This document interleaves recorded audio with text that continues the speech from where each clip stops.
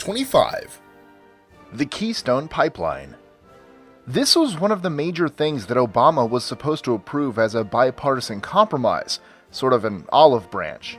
In the last 4 years, there's been less and less bipartisan compromise, and now that he and the majority of Democrats are out, it would be pretty shocking if this didn't happen in some way, despite the current protests. 24. Changes to Obamacare. Mainly, this would be a repeal of the individual mandate portion of Obamacare, and some progress towards freeing up the market so that healthcare insurance companies can sell over state lines. More competition means a better product and lower prices, and forcing someone to buy something or pay a fine is still downright un-American. The pre-existing condition portions, and the portions that allow adults to stay on their parents' policy until 26, will stay. 23. Congressional term limits. Why this hasn't happened yet is kind of confusing and shocking, as most members of both parties agree that it needs to happen. Hopefully, it'll free up the process some to let fresh blood, business owners, former blue-collar workers, scientists, etc., into Congress that don't have to be rich to even run a chance of being elected.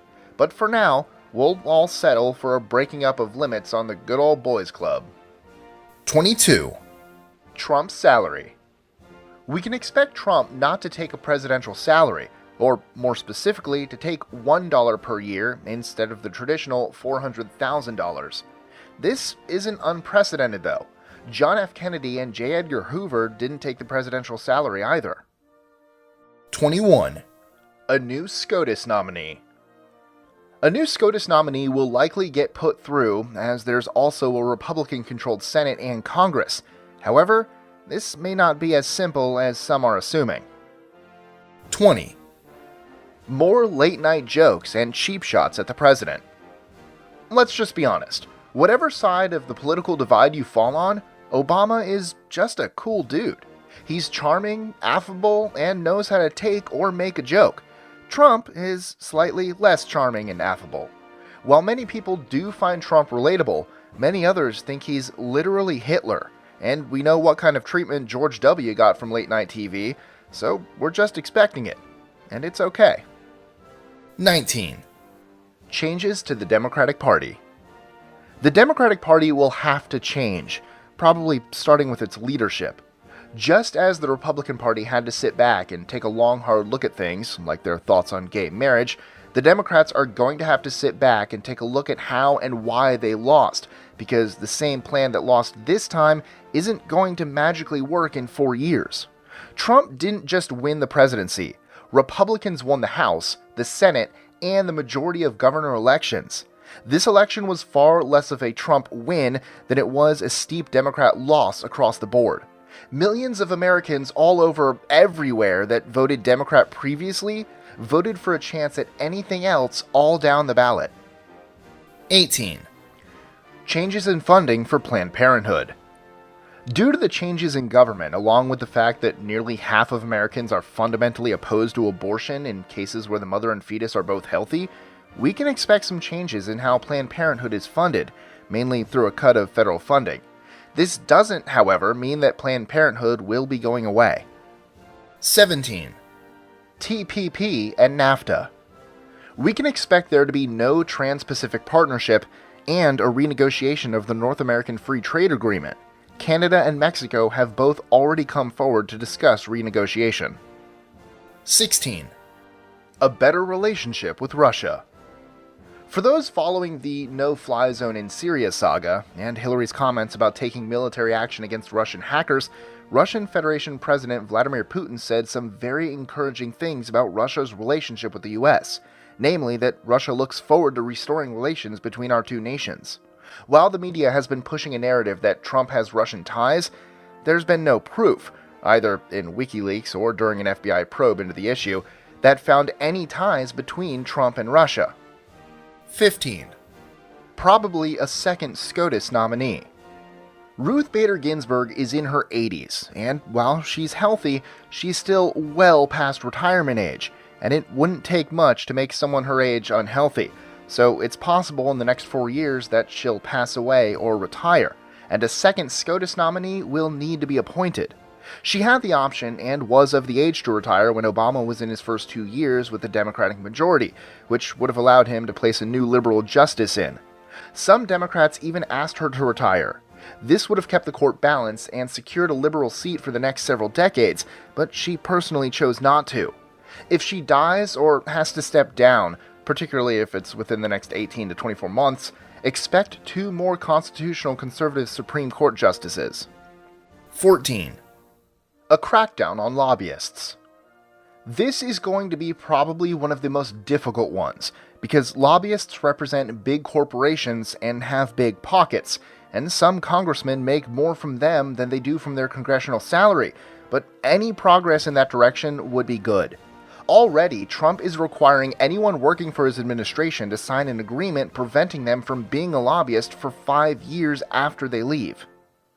13. Gay marriage will remain legal. The only way that such a thing could be overturned is if a citizen brings a case before SCOTUS to argue that gay marriage is not protected under the Constitution, or a constitutional amendment, and 2/3 of the states aren't going to agree to that. It's not going to happen. No one is going to round up transgenders and put them in camps or take away someone's right to marry whom they choose.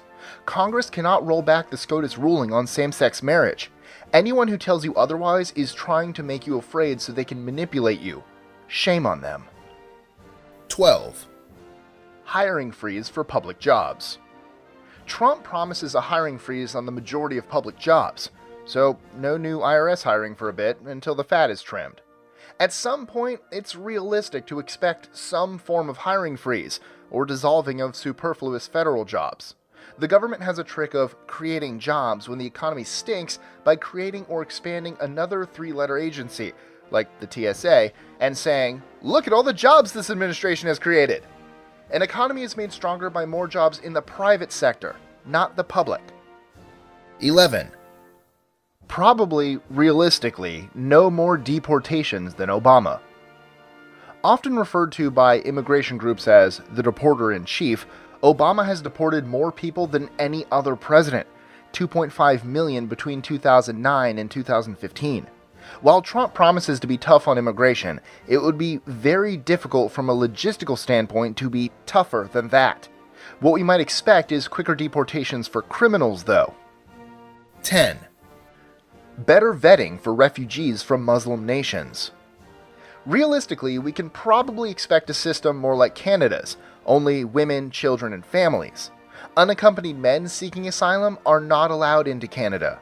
The US currently allows single men of combat age in.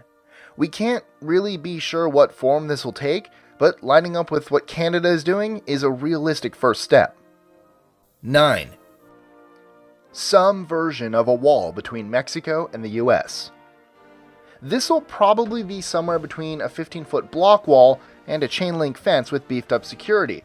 Despite social media hype, no one ever said that everyone that comes from Mexico illegally is a rapist. However, many of the women who do cross are raped by nefarious persons claiming they can help them get across the border, and according to some statistics, that number is disturbingly high, as much as 80%. Just to clarify, that's the "Mexicans are rapist" comment everyone talks about. Poorly worded to begin with, taken wildly out of context beyond that. While it's cringeworthy to the extreme, it's not a cause to panic or scream racist. It's likely that a more secure border would improve relations between the US and Mexico. 8. Middle-class tax relief. This is something that Trump promised, and generally is something Republicans can all agree on, so it shouldn't be a huge problem getting some kind of tax reform for the middle class passed. A lot of people work really hard to claw their way up into middle class, only to find themselves taxed almost back out of it again, and very few people mention this when discussing income inequality. Bush had serious tax cuts on the books for 2-parent families with children, and those have all but disappeared in the last 8 years. 7. More protests or riots. We're a deeply divided nation.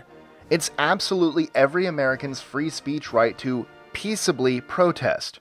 Setting things on fire, jumping people, and blocking roads or freeways are not examples of peaceably. Some are saying that Trump will employ martial law if there's another round of BLM riots.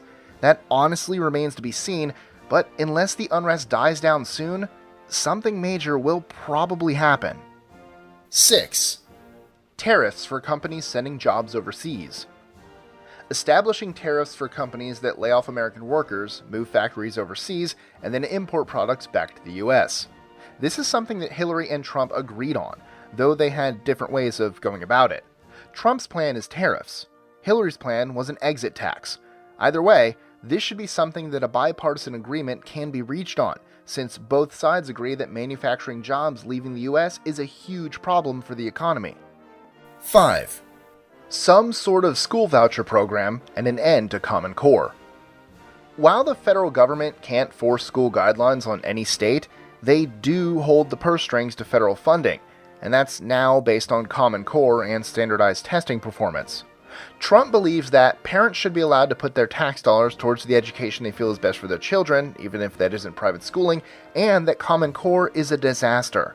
While some people may be freaking out about this, what it really boils down to is putting the power and choice of a child's education back into the hands of the parents instead of the school board. 4. An overturn of some executive orders. Not sure which ones, but one of the few things a new president can do on day one is overturn the executive orders of the previous president that they don't like. 3. More funding for the Veterans Administration. 22 veterans commit suicide every day, and trying to get an appointment for anything, including mental health or physical therapy or, a prosthetic to replace the limb you lost, takes forever. And once a veteran gets an appointment, they could possibly wait hours for a simple prescription refill. Whatever one's personal feelings on war and how the US uses its armed forces, to send these men and women off, have them come home damaged, and then treat them this way is just shameful, and something has to change. President-elect Trump is the first major presidential candidate to seriously speak to this matter in the last several elections, so now that he's elected, we should be able to do something for our veterans. 2. H-1B visas will be revisited. If you have family that works in IT, this might be of some concern for you. The H-1B visa is a work visa that allows a company to import labor from overseas for specialty occupations. What often happens is that young men come to the US, undercut American workers' salaries, and often send a large portion of their salary home to their home country, so that's less jobs for American workers and money leaving our economy. Disney recently did this to about 250 of their IT staff, and made their current staff train their replacements after they knew they were getting laid off. It's hard for US workers to compete with people who are willing to come and work for so much less, when American workers don't have a different economy they're returning to in a few years. Trump has mentioned this several times on the campaign trail, so it's likely that he'll attempt to modify the program, which will mean more US jobs and more US money staying in the US economy. 1. Mainstream media and polling will have to change. Nearly every poll was insanely far off. Worse, the media was shown over and over and over again via WikiLeaks and other sources to have been working with Hillary's campaign, even so far as to give debate questions ahead of time, effectively becoming propaganda machines instead of non-biased news sources. Mainstream media did its part to divide our nation via fear-mongering and name-calling. This is a huge problem, and hopefully with the amount of egg on their faces after the election, things will change for the better and journalistic integrity will be restored to major news outlets. If they don't take it upon themselves to tell the truth, it's possible the Trump administration will step in. Enjoying our lists? Be sure to click that subscribe button in the top right corner so you don't miss out on new ones every Monday through Friday. Share them with your friends and help us consistently conciliate curiosity. And if you want even more lists, check out these 2 videos here, or just head to our website at list25.com.